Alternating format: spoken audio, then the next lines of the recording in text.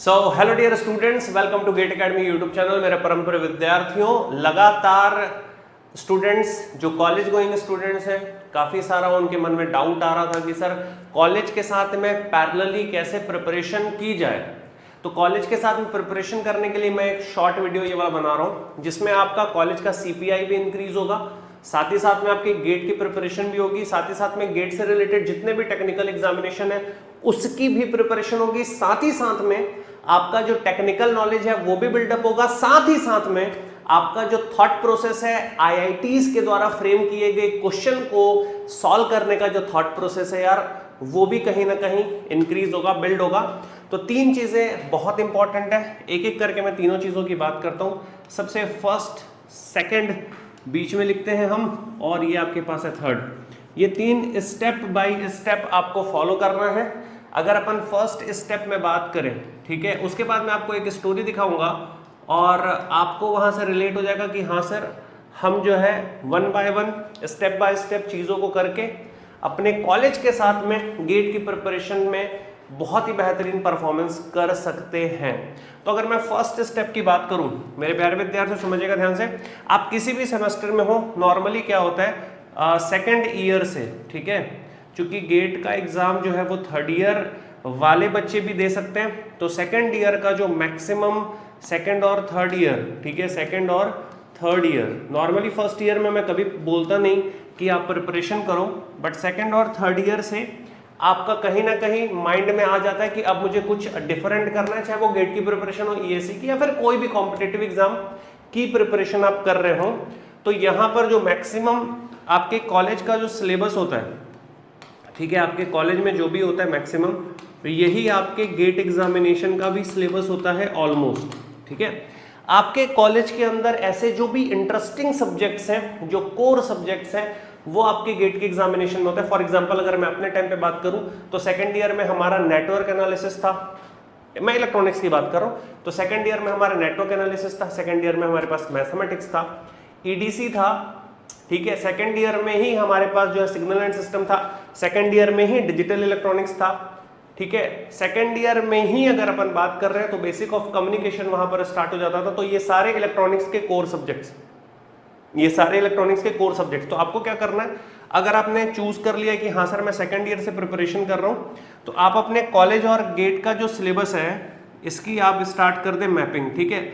अगर आप कॉलेज और गेट के सिलेबस की मैपिंग स्टार्ट कर दिए, ठीक है, तो जो भी आपके सेमेस्टर में है वही सेम आप गेट के, फॉर एग्जांपल आपके सेमेस्टर में सिग्नल एंड सिस्टम है, लेट अस सपोज, तो आप सिग्नल एंड सिस्टम पढ़ना स्टार्ट करिए, गेट के साथ पैरेलल उसको लेकर के चलिए, ठीक है।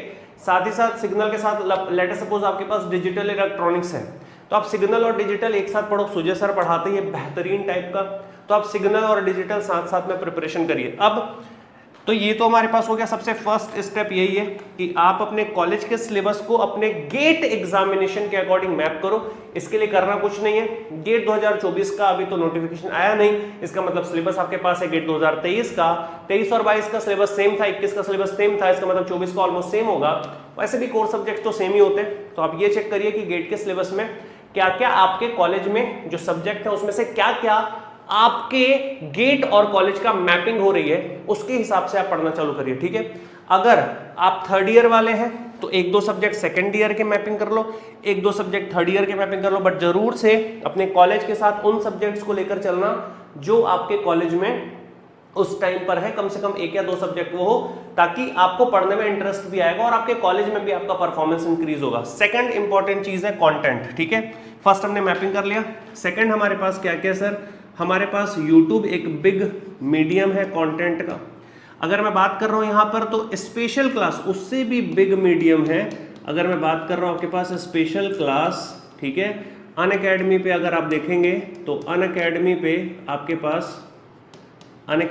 आपके पास स्पेशल क्लासेस दिख रही हैं, तो अनअकैडमी हो गया स्पेशल क्लास। YouTube में हम लोग आगे पढ़ा ही रहे हैं, ठीक है। अब एक चीज और आप कर सकते हो, वो है फाउंडेशन। अगर आप सेकेंड ईयर वाले हैं तो डेफिनेटली सेकेंड ईयर वालों के लिए फाउंडेशन रखी जा रही है, उसमें आप देखेंगे कि स्पेशल क्लास के अंदर ही फ्री ऑफ कॉस्ट अनअकैडमी के ऐप पर आपको फ्री कंटेंट दिया जा रहा है पढ़ने के लिए, ठीक है। तो ये सेकंड वाला आपके पास हो गया कंटेंट सिलेक्शन, यूट्यूब हो गया। इसके बाद आप कुछ बुक्स वगैरह देख सकते हैं, ठीक है। साथ ही साथ में आप प्रीवियस ईयर की बुक भी देख सकते हो, जिसको मैं बोलता हूँ PYQ, जैसे कि मेरे पास सामने टेबल में हमेशा रखी होती है। तो ये आपके पास हो गया पार्ट। अब जो थर्ड एंड मोस्ट इंपॉर्टेंट जो चीज आती है वो आपकी है प्रिपरेशन से रिलेटेड। तो आपको प्रिपेयर कैसे करना मैं आपको पहले बता दूं।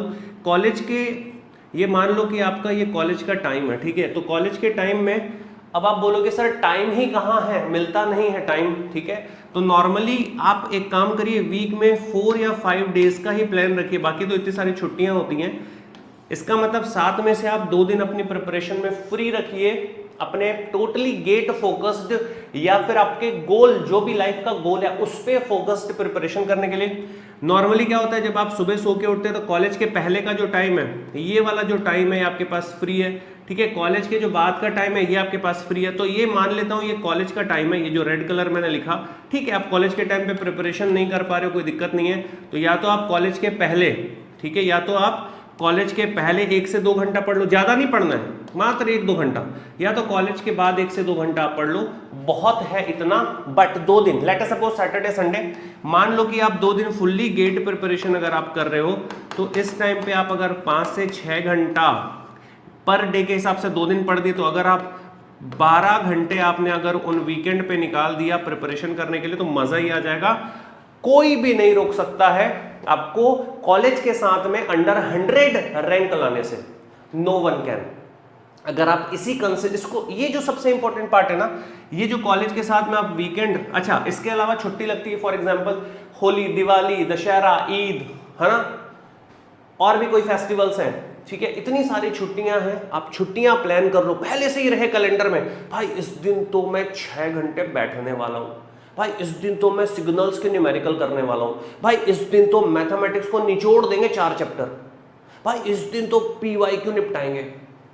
ऐसे अगर आप पढ़ना स्टार्ट करेंगे तो आपको पता भी नहीं चलेगा, आप कॉलेज के साथ इस लेवल पे आ जाएंगे कि आप आराम से अंडर 100 रैंक ला सकते हैं, और लोगों ने किया है। सबसे इंपॉर्टेंट पार्ट यही है कि आप कितना अच्छे से अपने सिलेबस को, अपने कॉलेज का जो सिलेबस है और जो गेट का सिलेबस है उसको आप कितने अच्छे से मैप करते हैं, कैसे आप सिलेबस को रिलेट करते हैं। फॉर एग्जांपल 5th सेमेस्टर में कंट्रोल सिस्टम होता है, ठीक है। कंट्रोल सिस्टम नेटवर्क सिग्नल से कैसे आप रिलेट कर सकते हैं, लाप्लास को मैथमेटिक्स के साथ आप कैसे सिग्नल और आपके पास कम्युनिकेशन और आपके पास नेटवर्क में आप यूज कर लेते हैं। डिफरेंशियल इक्वेशन भी पढ़ रहे हैं तो आप कैसे रिलेट कर पा रहे हैं। तो ये सारी की सारी चीजें मैपिंग के अंदर आ रही हैं।